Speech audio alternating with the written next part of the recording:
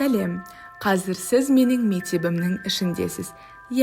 Дәл қазір сіз VR көзілдірігі арқылы менің мектебімді тамашалап жатырсыз. Бұл бейне дрон арқылы түсірілген. Яғни мен сізге өз мектебімді басқа қырынан көрсеткім келді. Ал енді біздің мектебіміздегі музейге барайық. Біздің мектепте осыда ерекше музей бар. Мұнда сіз Әлімхан Ермековтың өмірі мен еңбегі туралы көбірек біле аласыз. Арнайы QR-код арқылы оның өмір жолы, еңбектері мен ғылымға қосқан үлесі жайлы мәліметтерді көруге болады. Барлығы заманауи форматта жасалған. Бұл арқылы оқушылар тарих пен тұлғаны жаңа қырынан таниды. Біздің мектеп тек білім ордасы емес, ол болашаққа жол. Онда әрбір оқушы өз қабілетін дамытып, жасанды интеллект, виртуалды шындық, дрон сияқты технологиялармен таныса алады.